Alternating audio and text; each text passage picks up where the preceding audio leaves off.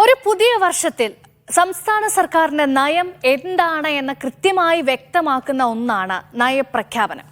സംസ്ഥാന സർക്കാർ തയ്യാറാക്കുന്ന നയപ്രഖ്യാപനം സംസ്ഥാന കാര്യനിർവഹണത്തിന്റെ തലവനായ ഗവർണറാണ് നിയമസഭയിൽ അവതരിപ്പിക്കേണ്ടത്.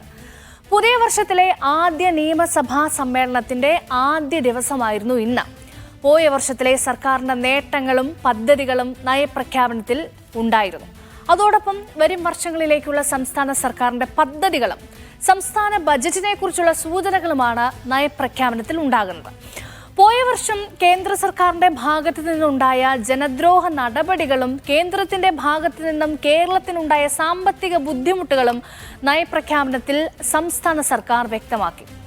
നിയമസഭാ സമ്മേളനത്തിൽ സംസ്ഥാന സർക്കാരിന്റെ നയപ്രഖ്യാപനം ഗവർണർ വായിച്ചിരിക്കണമെന്നത് ഗവർണറുടെ ഭരണഘടനാ ബാധ്യതയാണ്.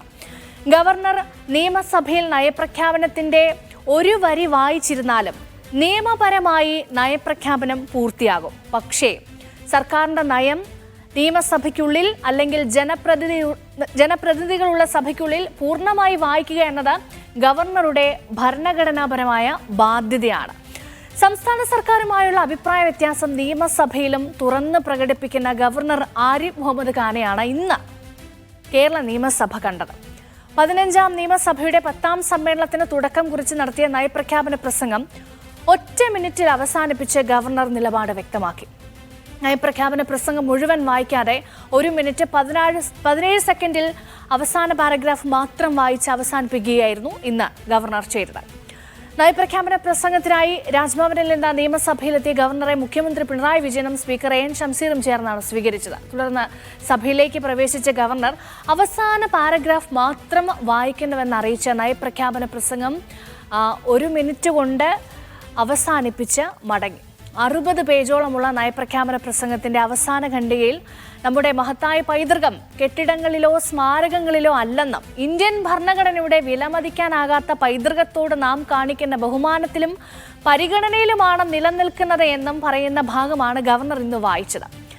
ഗവർണറുടെ അസാധാരണ നടപടിയിൽ സ്പീക്കർ അമ്പരപ്പ് പ്രകടിപ്പിക്കുകയും ചെയ്തു. നിയമസഭയുടെ ചരിത്രത്തിൽ തന്നെ ഇതാദ്യമായാണ് ഇത്തരമൊരു നടപടി അരങ്ങേറുന്നത്. 60 പേജുകളുള്ള നയപ്രഖ്യാപന പ്രസംഗത്തിൽ എന്തെല്ലാം ഉണ്ടായിരുന്നു എന്ന് നമുക്ക് ആദ്യം ഒന്ന് പരിശോധിക്കാം. അതിലെ സർക്കാർ കാട്ടിയ പ്രധാന നേട്ടങ്ങൾ, ഒപ്പം തന്നെ കേന്ദ്രത്തിന്റെ ഭാഗത്തു നിന്നുണ്ടായ ജനദ്രോഹ നടപടികൾ, ഒപ്പം ഇനി സർക്കാർ ചെയ്യാൻ ഉദ്ദേശിക്കുന്ന കാര്യങ്ങൾ നോക്കാം. ഗവർണർ വായിക്കാതെ പോയ നയപ്രഖ്യാപനത്തിലെ പ്രധാന ഭാഗങ്ങൾ, അതായത് കേരളീയം പരിപാടിക്കും നവകേരള സദസ്സിനും വളരെ പ്രശംസയോടുകൂടിയാണ് നയപ്രഖ്യാപന പ്രസംഗം തുടങ്ങേണ്ടിയിരുന്നത്. ഗവർണർ വായിച്ചില്ല.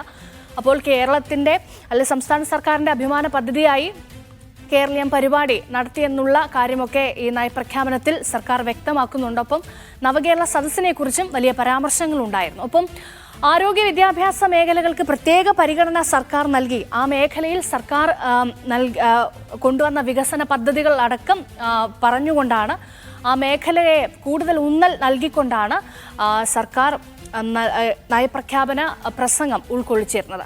അതേപോലെ അടിസ്ഥാന സൗകര്യ വികസനത്തിനും സർക്കാർ വളരെ പ്രാധാന്യം നൽകിയെന്ന് ഈ 60 പേജുകളുള്ള ഗവർണർ വായിക്കേണ്ടിയിരുന്ന നയപ്രഖ്യാപന പ്രസംഗത്തിൽ പറയുന്നുണ്ട്. ഒപ്പം 2ാം നവകേരള കർമ്മ പദ്ധതിയെക്കുറിച്ചും ഇതിൽ പരാമർശിക്കുന്നുണ്ട്. ഇതൊക്കെ നേട്ടങ്ങളുടെ വിഭാഗത്തിലാണ് വരുന്നത്. ഒപ്പം ലൈഫ് മിഷൻ, സർക്കാരിൻ്റെ അഭിമാന പദ്ധതിയായ ലൈഫ് മിഷൻ പദ്ധതിയെക്കുറിച്ചും, ഒപ്പം പാഠപുസ്തകങ്ങൾക്കുള്ള NCERT പാഠപുസ്തകങ്ങൾക്കുള്ള ബദൽ സംസ്ഥാന സർക്കാർ ചെയ്യുന്നുണ്ട്. അത് വലിയൊരു നേട്ടമായി സർക്കാർ ഉയർത്തിക്കാട്ടുന്നുണ്ട്. ആ കാര്യങ്ങളൊക്കെ നയപ്രഖ്യാപനത്തിൽ ഉൾപ്പെടുത്തിയിട്ടുണ്ടായിരുന്നു. ഒപ്പം 4 വർഷ ബിരുദം, അതായത് യൂണിവേഴ്സിറ്റികളിൽ വലിയ നേട്ടമായി സർക്കാർ അവതരിപ്പിക്കുന്ന പദ്ധതിയാണ് വിദ്യാഭ്യാസ പരിഷ്കാരത്തിൻ്റെ ഭാഗമായി 3 വർഷമുള്ള ബിരുദ കോഴ്സുകൾ 4 വർഷത്തേക്ക് അടുത്ത വർഷം മുതൽ കൊണ്ടുവരാനുള്ള തിരക്കിട്ട നീക്കങ്ങൾ നടക്കുന്നുണ്ട്. അപ്പോൾ അതൊക്കെ നേട്ടമായി, വിദ്യാഭ്യാസ രംഗത്തെ തന്നെ പരിഷ്കാരങ്ങളിലായി സർക്കാരിൻ്റെ നേട്ടമായി സർക്കാർ കാട്ടുന്നുണ്ട്. ഒപ്പം തന്നെ വാട്ടർ മെട്രോ വലിയ നേട്ടമായി സർക്കാർ കാട്ടുന്നു. ഇതൊക്കെ ഈ നയപ്രഖ്യാപന പ്രസംഗത്തിൽ സർക്കാരിന്റെ നേട്ടങ്ങളിൽ ഉൾക്കൊള്ളിച്ചിട്ടുണ്ടായിരുന്നു. ഇനി അടുത്ത നോക്കിയാൽ വിമർശനങ്ങൾ. നമ്മൾ നേരത്തെയും പറഞ്ഞു, രൂക്ഷമായ വിമർശനങ്ങൾ, അതായത് പ്രത്യേക സാമ്പത്തിക നടപടിയിൽ പ്രതിഷേധിച്ച വലിയ വിമർശനങ്ങൾ, സംസ്ഥാനത്തെ സാമ്പത്തികമായി ഞെരുക്കുന്നു എന്നടക്കമുള്ള വിമർശനങ്ങളാണ് ഉണ്ടായിരുന്നത്. ആ കാര്യങ്ങൾ ഇവയാണ്. കേന്ദ്രത്തിനെതിരായ വിമർശനങ്ങൾ ഗവർണർ ഒഴിവാക്കുന്നത് കണ്ടു. അതുമാത്രമല്ല, ഈ ഭാഗങ്ങൾ, ഈ നേട്ടങ്ങളും അതേപോലെ ഇനി നടപ്പാക്കാനിരിക്കുന്ന പദ്ധതിയും കേന്ദ്രത്തിനായി വിമർശനം, ഇതൊന്നും ഗവർണർ വായിച്ചിരുന്നില്ല. അപ്പോൾ കേന്ദ്രത്തിനെതിരെ അതിരൂക്ഷമായ വിമർശനങ്ങൾ അക്കമിട്ട് നിരത്തുന്നുണ്ടായിരുന്നു നയപ്രഖ്യാപനത്തിൽ. കേന്ദ്ര നിലപാടുകൾക്കെതിരെ കടുത്ത വിമർശനമാണ്. അതായത് പുറത്തും അതേപോലെ സർക്കാരിന്റെ നയപ്രഖ്യാപന പ്രസംഗത്തിലും കൃത്യമായി തന്നെ ഈ കാര്യങ്ങൾ വ്യക്തമാക്കുന്നു. എന്തൊക്കെയാണ് ഇനി വിമർശനങ്ങൾ എന്ന് നോക്കിയാൽ, നേരത്തെ പറഞ്ഞതുപോലെ ഈ സാമ്പത്തിക നടപടികൾ, കേന്ദ്രം സ്വീകരിക്കുന്ന, സംസ്ഥാനങ്ങൾക്ക് മേൽ സ്വീകരിക്കുന്ന സാമ്പത്തിക നടപടികൾ വലിയ പ്രതിസന്ധി ഉണ്ടാക്കുന്നു എന്നുള്ള കാര്യമാണ് അക്കമിട്ട് നിരത്തിക്കൊണ്ട് നയപ്രഖ്യാപനത്തിൽ സർക്കാർ ഉൾക്കൊള്ളിച്ചിട്ടുള്ളത്. അതായത് വായ്പാ പരിധി വെട്ടിക്കുറച്ച സാമ്പത്തിക ഞെരുക്കമുണ്ടാക്കി. അത് നിരന്തരം പറയുന്നതാണ്. വായ്പാ പരിധി കുറച്ചത് വലിയ പ്രതിസന്ധി, സംസ്ഥാനത്തിൻ്റെ ദൈനംദിന പ്രവർത്തനങ്ങളെ പോലും മുന്നോട്ട് കൊണ്ടുപോകാൻ സാധിക്കാത്ത വിധം സാമ്പത്തിക പ്രതിസന്ധി ഉണ്ടാക്കുന്നുവെന്ന് നേരത്തെ മുതൽ പറയുന്നതാണ്. കാര്യങ്ങളൊക്കെ വീണ്ടും ആവർത്തിക്കുകയാണ് ഉണ്ടായത്. ഒപ്പം ധനസ്ഥിതിയിൽ കാര്യമായ ഇടിവുണ്ടായി. ഇങ്ങനെയൊക്കെ സാമ്പത്തിക പരിഷ്കാരങ്ങൾ ഏർപ്പെടുത്തുമ്പോൾ വലിയ ഇടിവ് ധനസ്ഥിതിയിൽ ഉണ്ടായി എന്നുകൂടി പറയുന്നുണ്ട്. ഇനി മറ്റു കാര്യങ്ങളിലേക്ക് വളരെ വേഗം പോയാൽ, വരുമാന പരിധി മറികടന്ന വികസന ചെലവുകൾ ഏറ്റെടുക്കേണ്ടി വരുന്നു. അപ്പോൾ ദൈനംദിന പ്രവർത്തനങ്ങൾക്ക് പോലും അത് തടസ്സമുണ്ടാകുന്നു. ഇപ്പോൾ മാസങ്ങളായി പെൻഷനൊക്കെ മുടങ്ങിക്കിടക്കുന്നുണ്ട്. അതേപോലെ സർക്കാരിന് ചെയ്യേണ്ട ദൈനംദിന പ്രവർത്തനങ്ങളുണ്ട്. അതിനെയൊക്കെ തടസ്സം സൃഷ്ടിക്കുന്ന, വിഘാതമാകുന്ന സാമ്പത്തിക നയങ്ങളാണ് കേന്ദ്രം സ്വീകരിക്കുന്നത് എന്നുള്ള വിമർശനങ്ങളാണ് ഉൾക്കൊള്ളിച്ചിട്ടുള്ളത്. കേന്ദ്രാവിഷ്കൃത പദ്ധതികളുടെ അർഹമായ ഗ്രാന്റ് കിട്ടുന്നില്ല. അപ്പോൾ ഈ ഗ്രാന്റ് തടയുന്നത് കൊണ്ട് അതും വലിയ ആശങ്കയായി സർക്കാർ അറിയിക്കുന്നുണ്ട്. ആ കാര്യങ്ങളൊക്കെ ഉൾക്കൊള്ളിച്ചിട്ടുണ്ട്. ഇനി വികസന പ്രവർത്തനങ്ങൾക്ക് കേന്ദ്രം തടസ്സമാണ്. ഫെഡറൽ സംവിധാനങ്ങളെ തകർക്കുന്ന നിലപാടാണ് കേന്ദ്രം സ്വീകരിക്കുന്നത് എന്നുള്ള കാര്യങ്ങളൊക്കെ ഉൾക്കൊള്ളിച്ചിരിക്കുന്നു.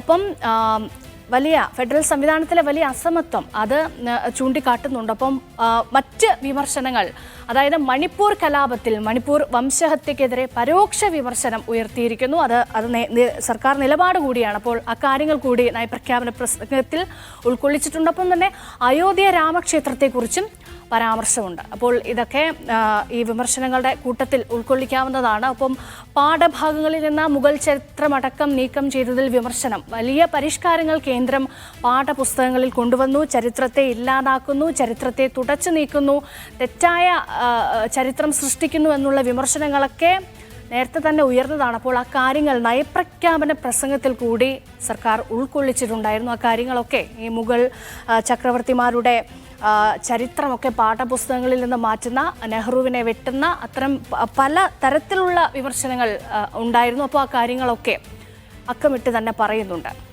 ഒപ്പം പല പ്രഖ്യാപനങ്ങൾ കൂടി നടത്തുന്നുണ്ട്.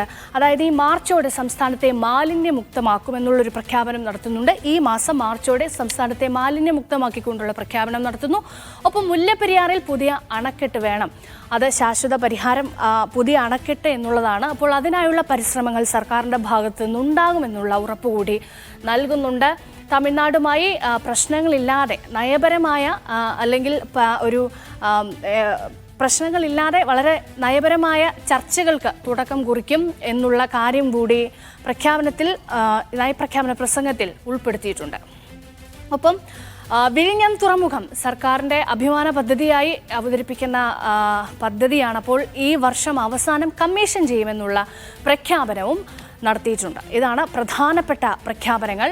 ഇനി നമുക്ക് 60 പേജുള്ള നയപ്രഖ്യാപനത്തിൽ ഗവർണർ വായിച്ചത് 1 മിനിറ്റ് മാത്രമാണ്. ഇന്ന് എന്ത് സംഭവിച്ചു എന്നുള്ള കാര്യം സെയ്ഫ് സൈലാബ്ദീൻ തിരുവനന്തപുരത്ത് നിന്ന് വിശദീകരിക്കും. കേരള നിയമസഭയുടെ ചരിത്രത്തിലെ അസാധാരണ ദിവസത്തിനാണ് ഇന്ന് സാക്ഷ്യം വഹിച്ചത്.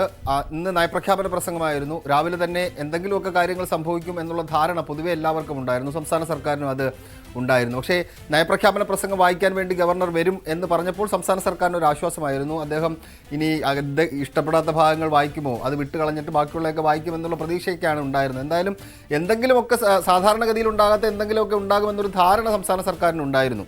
അത് അക്ഷരം പ്രതി ശരിയാകുന്നതാണ് ഇന്ന് നിയമസഭയിൽ കാണാൻ കഴിഞ്ഞത്. 8:45 കൂടി ഗവർണർ രാജ്ഭവനിൽ നിന്ന് ഇറങ്ങുന്നുണ്ട്.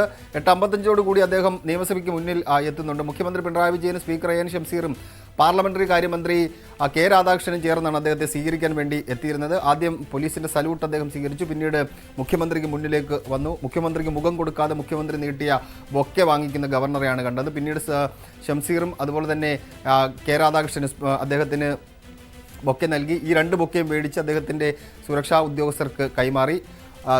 സ്പീക്കറും ഗവർണറും മുന്നേ നടന്നു, മുഖ്യമന്ത്രി തൊട്ട് പിറകെ നടന്നു. മുഖ്യമന്ത്രി ഏതെങ്കിലും തരത്തിൽ മിണ്ടാൻ അദ്ദേഹം തയ്യാറായില്ല. സഭയ്ക്കുള്ളിലേക്ക് സാധാരണഗതിയിൽ ഗവർണർമാർ വരുമ്പോൾ ഭരണപക്ഷത്തെയും പ്രതിപക്ഷത്തെയും നോക്കി അഭിവാദ്യം ചെയ്യാറുണ്ട്, കയ്യെങ്കിലും എടുത്ത് പൊക്കി കാണിക്കാറുണ്ട്. പക്ഷേ ഇന്ന് ഗവർണർ ഇതൊന്നും ചെയ്തില്ല, തറയിലേക്ക് നോക്കി നടക്കുക മാത്രമാണ് ചെയ്തത്. അദ്ദേഹം നേരെ ഡയസിലേക്ക് വരുന്നു, സ്പീക്കറുടെ തൊട്ടിപ്പുറത്ത് ഇരിക്കുന്നു, വന്ന ഉടനെ ദേശീയഗാനം കേൾക്കുന്നു. അദ്ദേഹം നയപ്രഖ്യാപന പ്രസംഗം അവതരിപ്പിക്കാൻ വേണ്ടി എഴുന്നേൽക്കുന്നു.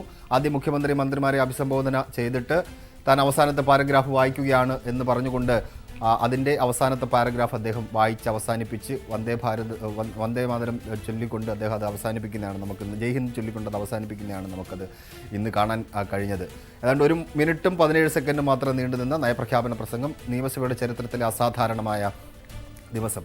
അതിനുശേഷം അദ്ദേഹം ഇറങ്ങി വരുമ്പോൾ ഭരണപക്ഷത്തിൻ്റെ സൈഡിൽ കൂടിയാണ് അദ്ദേഹം വരുന്നത്. പക്ഷേ ഭരണപക്ഷത്തെ ആരുടെയെങ്കിലും മുഖത്ത് നോക്കാനോ ഒരു കൈ ഉയർത്തി കാണിക്കാനോ അദ്ദേഹം തയ്യാറായില്ല. മുഖ്യമന്ത്രി നേരത്തെ പോയ പോലെ തന്നെ മുഖ്യമന്ത്രി പുറകെ പോകുന്നുണ്ടായിരുന്നു. മുഖ്യമന്ത്രി സംസാരിക്കാനുള്ള താല്പര്യം പ്രകടിപ്പിക്കുന്നുവെന്ന് അദ്ദേഹത്തിൻ്റെ ശരീരഭാഷയിലുണ്ടായിരുന്നു. പക്ഷേ ഗവർണർ ഏതെങ്കിലും തരത്തിൽ വഴങ്ങാൻ തയ്യാറായില്ല എന്നുള്ളതാണ് വസ്തുത. എന്തുകൊണ്ടിത് സംഭവിക്കുന്നു, എന്തുകൊണ്ട് സംഭവിച്ചു എന്ന ചോദ്യം ഉയരുകയാണെന്നുണ്ടെങ്കിൽ അതിൻ്റെ ഉത്തരം ആർക്കും, സംസ്ഥാന സർക്കാരിന് പോലും കൃത്യമായി പറയാൻ കഴിയുന്നില്ല. അദ്ദേഹത്തിന് കഴിഞ്ഞ കുറേ കാലങ്ങളായിട്ടുള്ള എതിർപ്പ് അദ്ദേഹം ഇന്ന് നയപ്രഖ്യാപന പ്രസംഗത്തിൽ പ്രകടിപ്പിച്ചു എന്നാണ് സംസ്ഥാന സർക്കാർ വിലയിരുത്തുന്നത്. പക്ഷേ പ്രതിപക്ഷം അതിനെ രൂക്ഷമായ ഭാഷയിൽ വിമർശിക്കുന്നുണ്ട്. കേരള നിയമസഭയെ അവഹേളിക്കുകയാണ് ചെയ്തത് ഗവർണർ എന്നുള്ള വിമർശനമാണ് പ്രതിപക്ഷം ഉന്നയിച്ചത്. അത് പ്രതിപക്ഷ ഉപനേതാവായാലും പ്രതിപക്ഷ നേതാവായാലും ഒരേ സ്വരത്തിലാണ് വിമർശനം ഉയർത്തിയത്.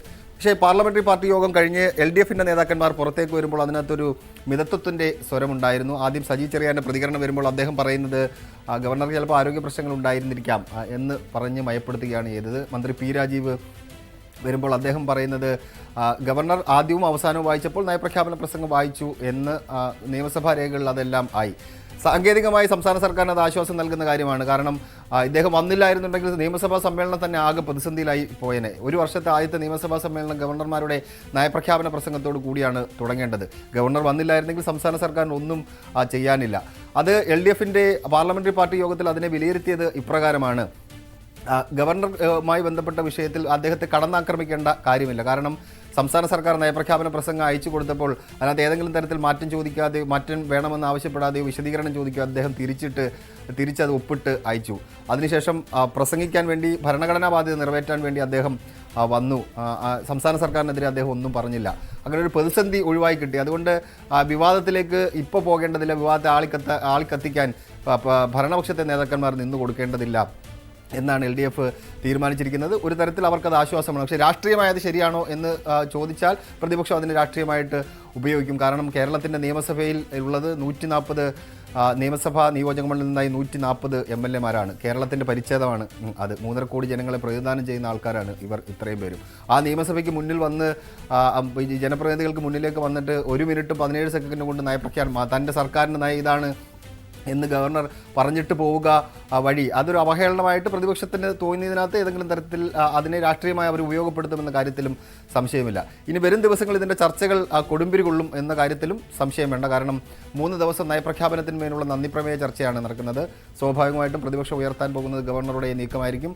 സംസ്ഥാന സർക്കാർ അങ്ങനെ എങ്ങനെ പ്രതിരോധിക്കും, ഗവർണർക്കെതിരെ കടന്ന ഭാഷയിൽ ഭരണപക്ഷത്തെ MLAമാർ സംസാരിക്കുമോ തുടങ്ങിയ ചോദ്യങ്ങളെല്ലാം നിലനിൽക്കുന്നുണ്ട്. അത് ഈ നയപ്രഖ്യാപന പ്രസംഗത്തിലാണെങ്കിൽ കേന്ദ്രത്തിനെതിരായ വിമർശനങ്ങൾ ഉൾപ്പെടുത്തിയിട്ടുണ്ടായിരുന്നു. പക്ഷേ ഗവർണറെ അനുനയിപ്പിക്കുക എന്നുള്ള ഇതുകൊണ്ടായിരിക്കാം ഗവർണർക്കെതിരായ വിമർശനങ്ങളില്ല, സർവകലാശാല സിൻഡിക്കേറ്റുമായി ബന്ധപ്പെട്ട വിമർശനങ്ങൾ അങ്ങനെയൊന്നും ഉൾപ്പെടുത്തിയിട്ടില്ല. പക്ഷേ എന്നിട്ടും ഗവർണർ അത് വായിക്കാൻ തയ്യാറാകാതെയാണ് 1 മിനിറ്റ് കൊണ്ട് കാര്യം സാധിച്ചിട്ട് അദ്ദേഹം പോയത്. അത് വരും ദിവസങ്ങളിലെ രാഷ്ട്രീയ ചർച്ചകൾക്ക് ആക്കം കൂട്ടും എന്ന കാര്യത്തിലും സംശയമില്ല. മാർച്ച് മാസം 27-ാം തീയതി വരെയാണ് നിയമസഭാ സമ്മേളനം ചേരുന്നത്. അതിനുള്ളിൽ നിരവധി വിഷയങ്ങൾ വരാനുണ്ട്. തിങ്കളാഴ്ച നയപ്രഖ്യാപനത്തിന്മേലുള്ള നന്ദിപ്രമേയ ചർച്ച തുടങ്ങുന്ന ദിവസം വിവാദങ്ങൾ ഒരുപാട് പ്രതിപക്ഷത്തിൻ്റെ കയ്യിലുണ്ട്. എക്സാലോജിക്കുമായി ബന്ധപ്പെട്ട വിവാദം, യൂത്ത് കോൺഗ്രസിനെതിരെ എടുത്ത പോലീസ് നടപടി, ഇതെല്ലാം പ്രതിപക്ഷം എടുത്തു വെച്ച് നിയമസഭയിൽ അടിയന്തര പ്രമേയമായും മറ്റും ഉപയോഗിക്കും. ഭരണപക്ഷത്തിൻ്റെയും ചില വിഷയങ്ങൾ ഉണ്ട്. അവർക്ക് യൂത്ത് കോൺഗ്രസ് വ്യാജ ID കാർഡ്, കേന്ദ്രത്തിനെതിരെ സമരം നടത്താൻ ക്ഷണിച്ചപ്പോൾ പ്രതിപക്ഷം പോകാതിരുന്ന വിഷയങ്ങൾ അവരും ഉയർത്തുമെന്ന കാര്യത്തിൽ സംശയമില്ല. അങ്ങനെ 32 ദിവസം നീണ്ടു നിൽക്കുന്ന നിയമസഭാ സമ്മേളനത്തിന് ഇന്ന് തുടക്കമാകുമ്പോൾ അസാധാരണമായ ഒരു സംഭവത്തോടു കൂടിയാണ് നിയമസഭാ സമ്മേളനം ആരംഭിച്ചിരിക്കുന്നത്. അതിൻ്റെ വലിയ ചർച്ചകൾ രാഷ്ട്രീയ കേരളത്തിൽ വരും ദിവസങ്ങളിൽ ഉയർന്നു വരും എന്ന കാര്യത്തിൽ സംശയമില്ല. ഗവർണർ ചെയ്തത് ശരിയോ തെറ്റോ, ഈ ചോദ്യമായിരിക്കും പൊതുസമൂഹത്തിന് മുന്നിലും നിൽക്കുന്നത്.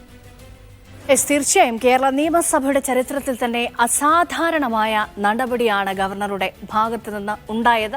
സെയ്ഫ് പറഞ്ഞതുപോലെ ഇന്നത്തെ ഈ ഗവർണറുടെ അസാധാരണ നടപടി ഇന്നുകൊണ്ട് അവസാനിക്കില്ല. വരും ദിവസങ്ങളിൽ പ്രതിപക്ഷം ഇത് വലിയ ചർച്ചയാക്കും, വിമർശനങ്ങൾ ഉന്നയിക്കും. കാരണം ഗവർണർ സഭയെ അവഹേളിക്കുന്ന തരത്തിലൊരു പ്രതികരണം നടത്തിയിട്ടും ഒരു കാര്യം ചെയ്തിട്ടും എന്തുകൊണ്ട് സർക്കാർ രൂക്ഷമായ ഭാഷയിൽ ഗവർണറെ വിമർശിച്ചില്ല എന്ന ചോദ്യമാണ് പ്രതിപക്ഷം ഉയർത്തുന്നത്.